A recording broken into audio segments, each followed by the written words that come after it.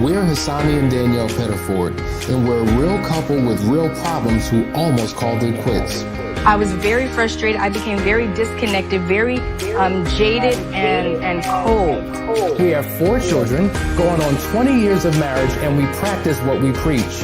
Our mission, to change the way couples relate to one another and teach them the skills needed to improve the quality of their relationships. This is the Couples Academy Show. Well, good morning, everyone. Welcome to the Couples Academy Show. My name is Hassani, and I'm here with this amazing cast of people. We have Roland and Roderick and Lakeisha Hines, these amazing practitioners who come on every single week to give powerful information that is impactful for your life and for your relationship.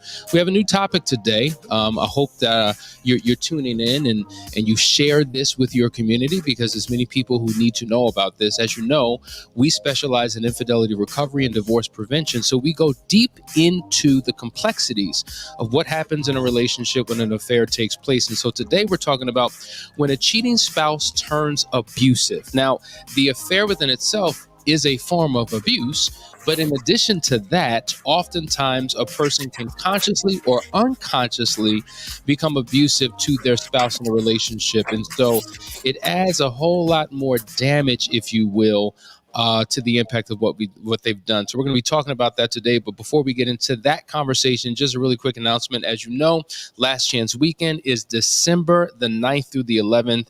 Don't wait too late to get registered. Make sure that you go to the website, you register, or you reach out to us so that we can have a conversation about, what the impact of it will be as you head into 2023. Wow, I'm a poet and didn't know it. All right, guys, we're diving into today's conversation. Roland, I want you to start us off. We're talking about abuse, the abusive behavior of the affair partner. Walk us through it. Well, the first abuse that we have is verbal abuse. And when we're talking about verbal abuse, we're talking about the belittling of our spouses. When we start to criticize our spouses, the words that we say can help, hinder, or hurt our spouse that we're talking to. And we have to understand and realize that when the words that we say to our spouse can be very damaging. And what happens is a lot of times we will take our words and we would literally destroy our spouses without even using a weapon. And our weapon becomes our mouthpiece, right? Because we can speak life into our marriage, we can speak life into our spouses, or we can speak detriment to our spouses or detriment to our spouses, right? Or our marriages. And so when we get to the point of criticizing, making our spouses feel some kind of way by how they look, how they dress, how they act, how they walk, how they talk, then we are literally taking our words and bringing about verbal abuse, right? When you cursing at one another, when you are criticizing, literally that is one of the major things, because we start comparing, right, our spouses to whether it be affair partners, whether it be to social media influencers, right? And then we don't even realize the abuse that we're causing and the detriment to our spouses. We're literally breaking them down little by little by little, and then we're taking so much away. And that one word that I hate to hear spouses say to another, you're so insecure. You're so insecure. We use that as the bomb, right, to drop on our spouse's heart to make them feel some kind of way. And the damage that causes, that draws their self-esteem. It's almost like taking something and pulling out their self-esteem, pulling away the confidence of who they are as a man or as a woman. And we have to be very careful of the verbal abuse that we portray on our spouses. Wow, so true. It's like kicking them while they're already down. And it's just crazy, man, the amount of verbal abuse. And it's interesting, all of those characteristics that you just articulated is typically what we hear the abusive spouse do in a relationship when we dive into the counseling process. And I think it speaks to the fact that while I'm in this affair and I'm emotionally and mentally caught up in someone else, my heightened emotions for someone else has significantly reduced or deplenished. Is that a word? Yeah. Deplenished? Gotten rid. Am I using the wrong word? It's gotten rid of the emotions that I have for my spouse. And then there's a hatred and a contempt and a vitriol. What was it? Depleted. See, that's why I need my coffee in the morning to get things right. But yeah, that's what happens. And it's just damaging because the blow that it does to a person's self-esteem and self-worth. So not only are they impacted by the fact that you chose somebody else, now you're going to verbally beat me down in the process. So this is a very real thing, man. I appreciate you for breaking that down. Let's go to the next one. The next one is threatening behavior. Break that down for us, Roderick. Threatening behavior. Now you would think the betrayer would be far from threatening their betrayed spouse. But threatening behavior could be anything physical, non-physical, aggressive, assertive towards their spouse. It could be something as simple as the betrayed spouse asking to see the betrayer, let me see your phone, or share with me what you was talking about. And of course, the betrayer gets defensive, buffs up, whether it's the male, the wife or the husband, buffs up, throw the phone at them, take a look at it. I'm not doing anything. And then by the time that the betrayed spouse grabs the phone to look, now the betrayer snatches it back, again, just being overly aggressive, overly assertive, trying to beat the spouse down, not physically necessarily, but beat them down to manipulate the situation, manipulate the conversation, manipulate the direction that they're going, again, because it's all about keeping the secret. It's all about the facade. That's where that threatening behavior comes about. As a kid growing up, if you wasn't the toughest kid in school, you had to act like I'm tough, or you would get bullied or beat up. And there's always that kid, everybody say, oh yeah, he or she is tough, but you never saw them in a conflict. You never saw them fight. You never saw them, prove that they're tough. That's this. I'm going to puff up and bully and manipulate the situation to defer or to deflect the conversation from me being pinned or cornered. That's how threatening behavior is used by the betrayer in the relationship. So true, man. I tell you, there's so many forms of abuse, and you're going to realize that many of these forms are kind of connected. Like they happen in clusters. You can't do one without it showing up in another area as well. So the verbal abuse to the threatening behavior. And the next thing I want to talk about, I want Lakeisha to weigh in on the psychological abuse that happens in a relationship and what impact that has on the betrayed spouse. Yeah. So, one of the things that I share all the time, I think with clients is literally everything has to change in your mind, right? Everything is about what's going on in your mind. So if we have the wrong thoughts, we have the wrong ideas about things in our mind, it is going to influence our words and our actions. And when you're dealing with someone who is engaging in an affair or has participated in an affair, we know that there's something broken in that person. We know that there's something that's not quite right with whatever. It may be their way of thinking. They may be suffering from some past trauma, whatever. And so there lies the cliche, hurt people. And that's exactly what happens. They've been hurt. So then they turn around and hurt other people. Not only are they hurting their spouse, but they're also hurting the person that they're cheating with as well. They're causing damage all around them, within their families, at their job, with their friendships. Every relationship is scathed. It's broken and it's damaged. And so when they're hurt, they turn around and then hurt the person closest to them, which is their spouse. And not only is it psychological abuse, it's emotional abuse. They get into playing these mind games. We get into gaslighting, which is the absolute worst. One of the things that we talk about with the betrayed all the time is them knowing something was going on. They felt it. They knew something was off. And yet the betrayer kept telling them, you're crazy. You don't know what you're talking about. And that's the part that they really struggle with, being able to move past. Like, I knew it. And as soon as they hit D-Day or they find evidence, they get confident, They get confirmation. They say, see, I knew it. I knew I wasn't crazy. And that's the thing that they will then marinate on and stew in, and then they'll start reflecting and going back on all of those things. It's abuse. And then they have to go through this journey of trying to reconcile all the wreckage and make sense of all of that foolishness and all the lies and the deceitfulness and the secrecy and all of that. And that's what prevents them from being able to move forward.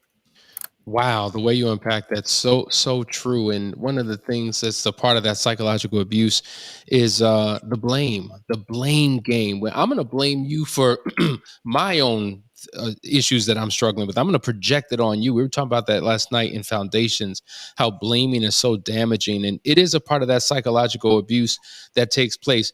And then you wonder why so many betrayed spouses are in so much pain, and it takes them so long to recover.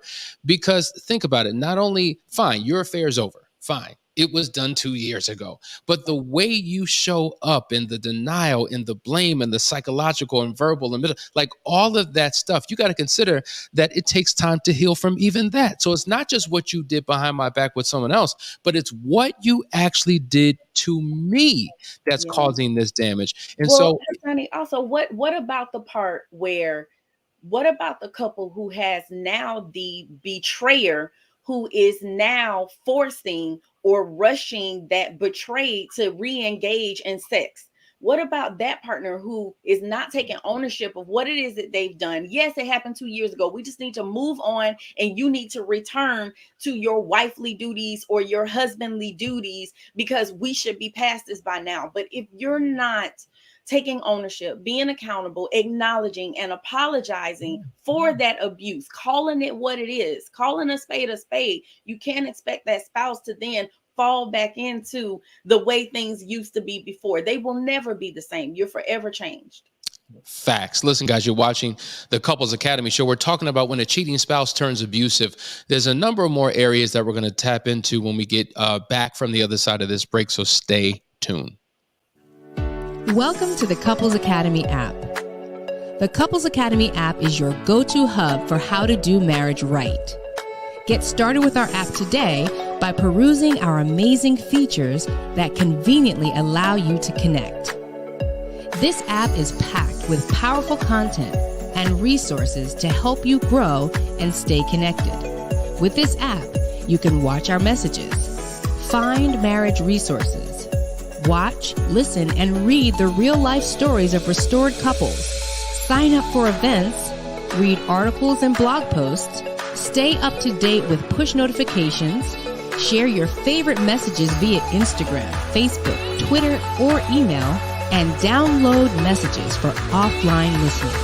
For more information about the Couples Academy app, go to couplesacademy.org.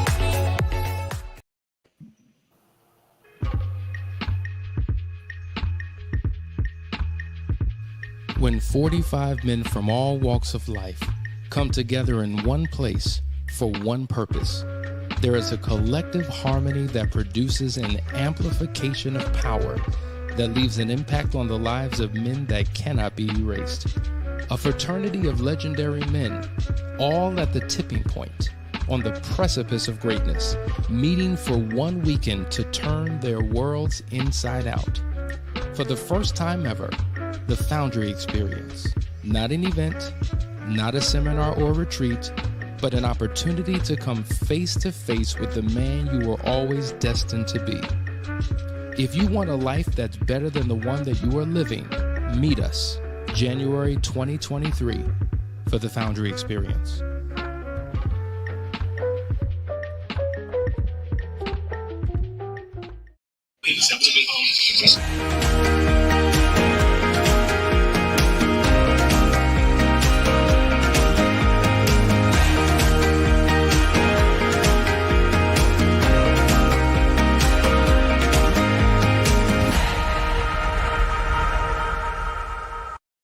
Well, good morning to the family all around the world. We see you. We see you. I love the fact that we have people here from Europe, people here from Africa, the continent of Africa, those in the Caribbean, those in the States, the Middle East. Listen, we reach all four corners of the earth because so many people are impacted by, crisis, and they want to know how to overcome it. And so that's what we're here to do. We're talking about when a cheating spouse turns abusive. We're going to go right to the next one. Roland, you're up. We're talking about what's the next one you have?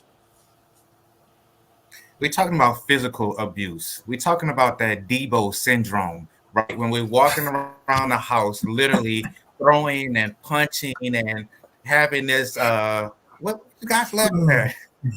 No. Hold on. Pause. We have to clarify. We got to clarify. Because you have people all over the world and they're like, what is Debo? What is that? Debo. The people in Europe. What is Debo? Yeah, exactly. The people in Africa need to know who Debo is. Okay. So Debo is a bully figure, right? That goes around bullying folks, and he threatens them. He's bullying them. He's punching and kicking, and has this attitude of throwing people around, throwing his weight around, if you would. It's the big guy that everyone is afraid of, and so that is Debo, right? And we walk around our homes with our spouses acting in the same manner. What you mean? Walking around, punching, hitting, throwing things, having this physical abuse, and then we want to turn around and say how sorry we are for the things that we do. And a lot of times we use physical abuse as a manipulator to control. It becomes a control mechanism for our spouses to do as we say and to be as we want you to be and demand you to be. And physical abuse, unfortunately, is a very detrimental thing that is happening across the country, right? The statistics shows that during the pandemic, domestic violence had gone up by 50% because why? Everyone was at home. Everyone was in confined spaces, and then when we can't get out to act out as we used to, right, or to do the unforeseen things that we used to do, the inappropriate things, then we take it out on our spouse. We find a reason, we nitpick and find a reason to start using our spouses as a punching bag. And I want to be contrary to popular belief that it's not always the man abusing the wife. They have a lot of wives abusing husbands as well, and it's an untold, unkept thing that men keep to themselves because of pride, because of embarrassment, because of guilt and shame. And so abuse on any level is unacceptable, it's inappropriate, and it should not be tolerated. But we unfortunately have so many people that use abuse as a way of control, and it hurts the marriages and the person that you say you love. So Debo, here we have Debo, right?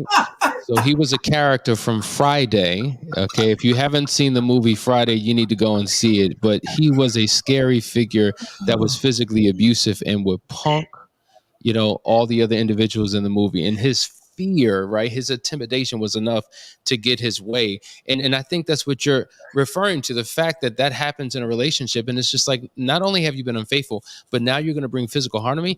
And a person could be so beat down mentally and emotionally that they accept it, that in fact, they believe that they're the reason and the cause of their partner's abuse. Like when you mix in the verbal, the physical, the threatening, the psychological abuse, I mean, listen, guys, you don't realize you're destroying your spouse when you engage in this type of behavior. And then you wonder why they can't just bounce back and just forgive and just move forward and not be preoccupied with what has happened. You've been damaging in your approach to your spouse. Let's go to the next one. And I hope that this is resonating with the people. Matter of fact, I know it is. There's a number of comments that have come in. I want to hit a couple of them. Dark Knight says, I always hear that word insecure all the time, but partners who say that to the other don't realize sometimes that it's not that it's that partner is the one who makes the other person feel insecure. And that's an actual fact. My insecurity oftentimes is created by your poor choices, your behavior, and the way that you've conducted yourself. And Facebook user says, verbal assassin was me, all from a place of pain and hurt. I was so wrong and should have handled things differently.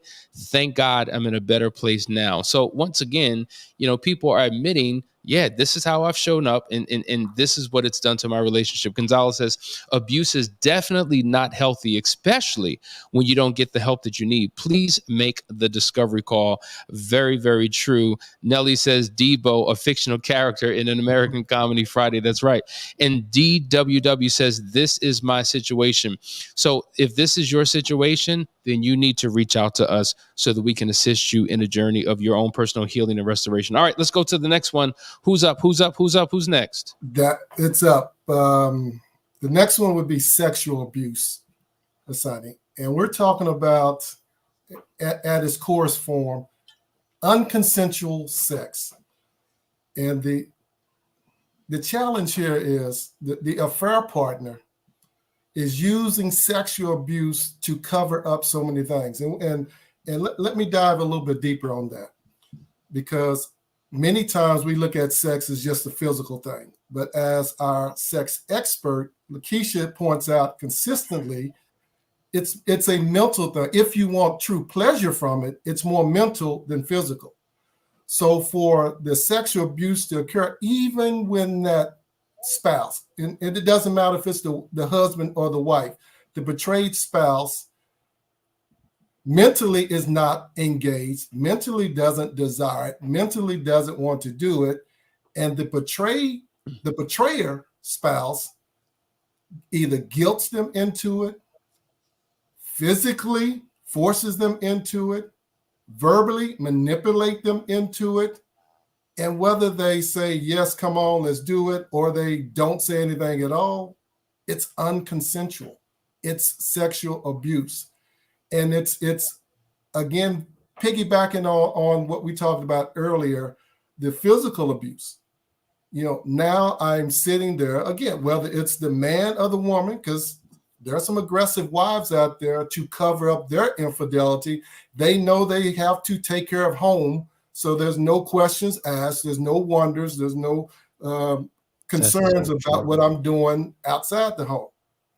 Men, we have that same thought at times where my wife knows I have a strong sexual desire, so if I'm not getting it at home, then I must be getting it outside of home. So then I'm just sexually abusing my wife because I'm not mentally in tune to my wife if I'm the husband and I am the unfaithful partner. So it's not always like we think about when we think about sexual abuse, where the one spouse just grabs the other spouse, throw them on the bed, and physically take it. It can be about coercing mentally, no emotion involved. That's sexual abuse. Thank you for framing it that way, because I think you're right. I think when we think of sexual and we attach it to the word abuse, we have a particular way of looking at it that may not be consistent with what's happening in your home. And so then you'll justify your behaviors because it's not that. Yeah. So I think what you just shared was very important. Lakeisha, as the sex therapist, I definitely want you to weigh in on that and piggyback on what Roderick just said to add to the conversation.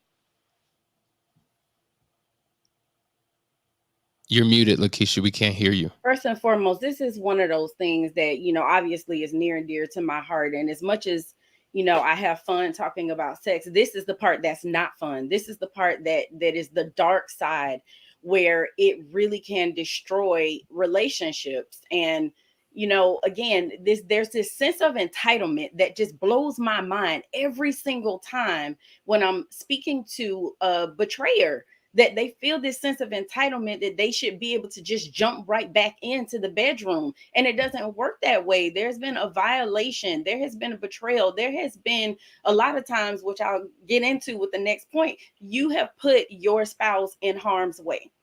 And you cannot expect them to just forget all of that and just go back to the way things were. There is a healing process. There's a journey that you guys have to go on to get back. You can get back there, but it's a process, and you can't rush your spouse through that process. So true. And why don't you just bring it home and hit the last point in terms of the different types of abuse that happen from the unfaithful partner on the betrayed spouse? Yeah, so the very last one we're talking about is neglect. And I want to share with you, I absolutely love acronyms. So neglect, needs unmet, right? We're not meeting the needs of our spouses, whatever that looks like. Emotional abandonment. You literally have checked out on your spouse. You are not showing up for them. You're not meeting their needs emotionally. And ghastly, because it causes fear, because now your spouse literally is afraid to trust, to move forward, to open up, to let you in. It's ghastly. And you have fear too of being caught. So it's fear on both sides, right? Leaving, either physically leaving the home environment, leaving the kids unattended so you can go be with your affair partner, but there's a leaving that happens. Exposure, which is kind of one of the things Roderick was talking about, exposing them to STDs, exposing them to potentially danger. We've had couples through Couples Academy where there's been physical harm that has happened because of these affairs. Cheating, obviously, cheating on your spouse, cheating your spouse out of getting the fullness of you and the fullness of a healthy, happy marriage. And last, task incompletion, right? Because you're neglecting, so you're not showing up, you're not doing the things you need to do in the household. So tasks are not being completed in the house. What a comprehensive breakdown of neglect. And I think that's something that many people can resonate with because they've experienced that in their household. And I just don't think, you know what? I just think people don't understand the severity of their actions and how damaging. And to your point, your attitude is, let's just have sex, let's just move forward. But this type of abuse can take, unfortunately, years to overcome if they're not doing the work. But even when they are doing the work, it's still a slow heal. It's not going to happen overnight. And that's why you got to be so mindful about the consequences of your actions before even stepping into this ring, because you don't realize what you're signing up for. Roland, what are your thoughts about what she just broke down? Well, when we have to look at, when I'm sitting here and I'm thinking about the word abuse, right? And if you break it down, abuse, and it's the ability to use, right? It's the ability to use or misuse inappropriately the things that we are responsible for. And when we talk about neglect, as she eloquently broke down, we looking at the fact that it shows up in other areas. You are damaging your family. You're not just thinking, we are so selfish in our ways, in our actions, and we don't realize that it will show up in other areas. It will show up in our kids. It will show up in the home. It will show up on our job with our families. And the fact that we neglect and we choose to do so, because neglecting is a choice, right? And we don't understand the severity, to your point, Hassani, the harm that we're doing when we do these things. We're just looking for the temporary enjoyment, of fulfillment for a moment, and not realizing that it has a long-lasting impression on the fabric of our marriages. And so we have to reconsider the things that we're doing, stop doing the things that we're doing. Definitely, if we are finding ourselves abusing our spouses, neglecting our family, and putting ourselves in harm's way. And so, go ahead, Lakeisha. I was going to say, I just had one more comment. Go ahead, Lakeisha. I just had one more comment. Literally, this is probably another show idea or topic or whatever as well, because one of the things that we have a tendency to do in the church is to try to use the word of God to push our spouses into having sex. Well, your body is not yours. My body is not mine. Your body belongs to me. Well, you know what? The word says that if there's adultery, that she has the right to leave, that she can leave. So we want to take little bits and pieces of the Bible and apply it when it serves us, when it suits us. But this is not the scripture you want to pull to try to get your spouse to engage in sex with you after you have traumatized and abused them. That is a fact. Thank you for sharing that, because people will twist and manipulate scripture to serve their own needs and not realizing the proper context of the word. Roderick, what were you going to share? I was just going to kind of piggyback on the neglect piece as well. And we all know that cheating, infidelity, is a selfish act. And I know we're focusing on the cheater and how they manipulate and use things against their spouse. But that neglect is also towards the selfish person, because there's no way that you cannot neglect yourself, neglect your position, neglect your responsibility without cheating. If you're a cheater, let me rephrase that, because I know it's confused. If you are the cheater, you are in essence neglecting yourself. You're neglecting your responsibility. You're neglecting your ability to grow. You're neglecting your ability to be used by God. You're neglecting your responsibility to show up as the best version of yourself and as the best version for your marriage and for your family. So the neglect, even though, yes, the betrayed spouse gets the brunt of it, what we don't see, what we don't recognize or acknowledge as the cheater, you're neglecting yourself at the core. At the core. That, let's just pause right there. To me, that's a bomb. That right there is a bomb. Because all we do is focus on the pain that it caused the betrayed spouse, and it's a legitimate pain. But there's a deeper pain that one is doing to oneself. It kind of reminds me of what I hear when I hear people say, "Oh man, your first kill." Man, that's the one that's going to affect you the most, right? Yeah, that first kill, you'll never be able to, it's going to take you a minute, but every other kill is a lot easier, right? Mm-hmm. So something dies on the inside of you that has to be, that you need God to kind of resurrect and bring back to life. But something is happening in you. There's a deadness that takes place in you. There's an internal self-abuse that takes place in you. And I don't think enough people are drawing attention to that. So it's not just the recovery process and the healing process that the betrayed spouse has to go through. It's the healing process that the one who is victimizing their partner has to go through as well. Because if I continue to remain broken, I'm going to continue to do broken things. And that's why we need to put a lot of a focus on the restored cheater, the former of cheater, so that they can become their best version. And let me also say, because I don't want people to leave with the wrong message, we're talking about the abuse. Yes. The conscious and the unconscious of abuse of the unfaithful partner. But if that person is repentant, if that person has made significant shifts and changes, do not continue to imprison them to their past. Because there's so many people who have done the work, who have gained tremendous insight, who have gone in a completely different direction, who are no longer representing what they once did, but their spouse continues to remain trapped in the memory of the past and will not let it go, will not let them forget it, will not give them grace to change and transform, to have a better life and relationship. So please put this in context.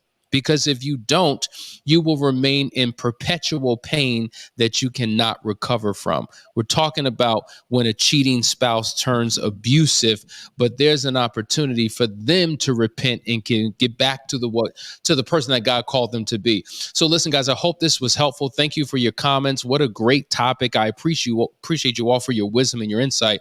Tomorrow, as you know, is Friday. It is Ask the Experts. So make sure you tune in and you get those questions in so that we can answer them. But until then, have a great day and we'll see you tomorrow.